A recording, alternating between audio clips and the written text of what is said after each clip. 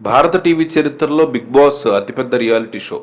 పలు భాషల్లో ప్రసారం అయ్యే ఈ షోలో పోటీదారులు బయట ప్రపంచంతో సంబంధం లేకుండా ఒకే ఇంట్లో ఉంటారు. టాస్కులతో గెలిచి ఎక్కువ ఓట్లు పొందిన వారే విజేత. ప్రస్తుతం తెలుగు, తమిళ, మలయాళం, హిందీ, కన్నడ, మరాఠీ వంటి పలు భాషల్లో బిగ్ బాస్ని సక్సెస్ఫుల్గా నిర్వహిస్తున్నారు. తెలుగు, తమిళ భాషల్లో 9వ సీజన్ నడుస్తూ ఉండగా హిందీలో మాత్రం 19వ సీజన్ బిగ్ బాస్ నడుస్తోంది. ఇక సల్మాన్ ఖాన్, నాగార్జున, మోహన్ లాల్, విజయ్ సేతుపతి, కిచ్చా సుదీప్ లాంటి స్టార్స్ ఆయా భాషల్లో హోస్టులుగా సందడి చేస్తున్నారు. గతంలో ఎన్టీఆర్, కమల్ హాసన్ లాంటి స్టార్స్ కూడా బిగ్ బాస్ హోస్టులుగా సక్సెస్ అయ్యారు.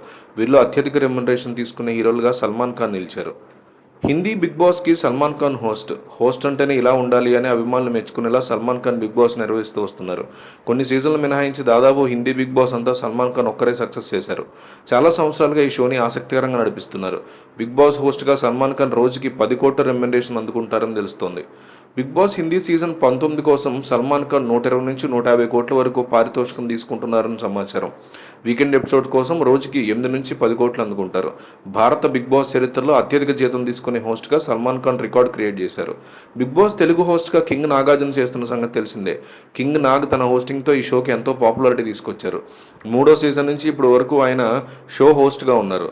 ఇక ఈసారి తెలుగు బిగ్ బాస్ సీజన్ 9 కోసం నాగార్జున ఏకంగా 50 కోట్ల వరకు రెమ్యునరేషన్ అందిస్తున్నట్టు సమాచారం. అంతేకాక అన్నపూర్ణ స్టూడియోలో ప్రత్యేక సెట్ ఏర్పాటు చేసినందుకు భారీగానే దీనికి సంబంధించిన రెంట్ వసూలు కూడా చేస్తారు నాగార్జున. సల్మాన్ ఖాన్, నాగార్జునతో పాటు తమిళ బిగ్ బాస్ సీజన్ 7 కూడా సక్సెస్ఫుల్గా నడిపించిన కమల్ హాసన్ అత్యధిక రెమ్యునరేషన్ భారీగానే వసూలు చేశారు. ఇక తమిళ బిగ్ బాస్ 8వ సీజన్ నుంచి విజయ్ సేతుపతి హోస్ట్గా ఉన్నారు. ఆయన 40 కోట్ల వరకు హోస్ట్ చేసేటువంటి ఛార్జ్ చేసే అవకాశం ఉంది. మరోపక్క బిగ్ బాస్ సీజన్ 9లో ఇమాన్యుల్ యొక్క గ్రాఫ్ రోజు రోజుకి పెరుగుతోంది. హౌస్లో అడుగుపెట్టిన మొదటి రోజు నుంచి ఇప్పటి వరకు ఆడిన ప్రతి టాస్క్లో ఇమ్ము తన 100% ఇచ్చాడు. అలాగే హౌస్లో అందరితో మంచి రిలేషన్స్ మెయింటైన్ చేస్తున్నాడు. అందుకే నాగార్జున కూడా మొన్న వీకెండ్ ఎపిసోడ్లో ఇమ్ముకి మాత్రమే గోల్డెన్ స్టార్ ఇచ్చారు. అయితే మరోవైపు మొదట్లో ఫుల్ జోష్లో కనిపించిన భరణి గ్రాఫ్ వారం వారంకి తగ్గుతూ వస్తోంది. ఇక ఈ రోజు ఎపిసోడ్లో అయితే లేడీ గ్యాంగ్ మొత్తం భరణిని విలన్ చేసేసింది. ముందుగా ఈ వారం నామినేషన్స్ ప్రక్రియని బిగ్ బాస్ షురూ చేశారు. బిగ్ బాస్ సీజన్ 9 5వ వారం నామినేషన్స్ ప్రక్రియ మొదలైంది.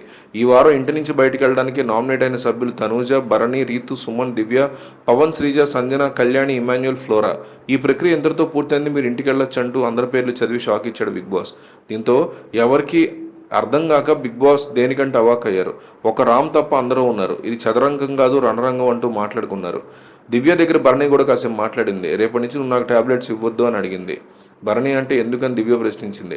తనూజి సరదాగా అంటుంది, సీరియస్గా కాదు అంటూ వెటకారం ఉంటుందో తెలియదని అందరి ముందు అనేటప్పుడు ఒక చిన్న ఐడియాలా ఉంటుంది కదా, ఇద్దరం ఒకటే నాన్న తనకెందుకు ఇస్తున్నావు అంటుంది.